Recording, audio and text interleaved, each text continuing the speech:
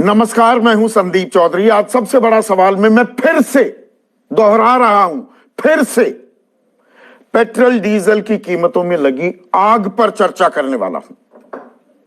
आप में से बहुत लोग कहेंगे, अरे भाई संदीप बस करो, कितनी बहस कितनी चर्चाएं करोगे, कितनी बार सवाल पूछोगे कि बहुत हुई पेट्रोल डीजल की मार, कुछ तो करो सरकार। अब तो हमें भी आदत पड़ गई है, बहुत से लोग मुझे बताते हैं कि आदत पड़ गई है, अब छोड़िए, इसका पीछा छोड़िए। लेकिन ये एक ऐसा मुद्दा है, ये आम आदमी से, आपसे, मुझसे, हम सब से जुड़ा हुआ है। पेट्रोल डीजल की बढ़ती कीमतों का मतलब सिर्फ ये नहीं है कि आप गाड़ी चला रहे हैं, चौपहिया वाहन है या टू व्हीलर है और जी थोड़ा सा दाम और बढ़ गया, कोई बात नहीं, 30-35 पैसे बढ़ाते हैं रोज। इसके दूरगामी असरात होते हैं, चक्रवाती परिणाम होते हैं, असरात होते हैं, कैस्केडिंग इफेक्ट कहिए, डेमोन्स्ट्रेशन इफेक्ट कहिए।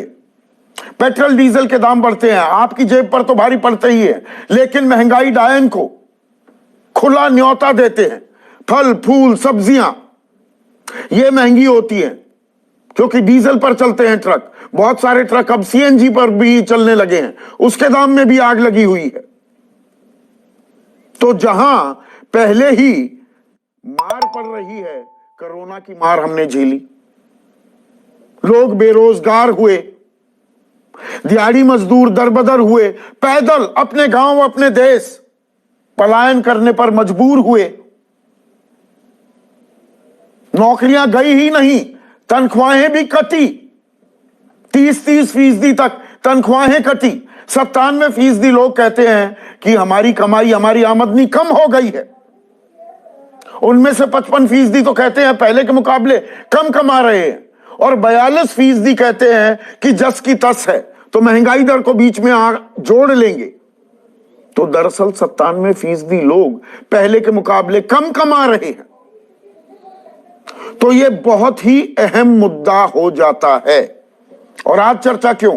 क्योंकि आज फिर पेट्रोल डीजल के दाम बढ़े और जो एक शगल हो गया है, 35 पैसे की बढ़ोतरी कर दी गई। अब दिल्ली से शुरुआत करता हूं। आज दिल्ली में 106 रुपए 54 पैसे पेट्रोल के दाम हो गए हैं।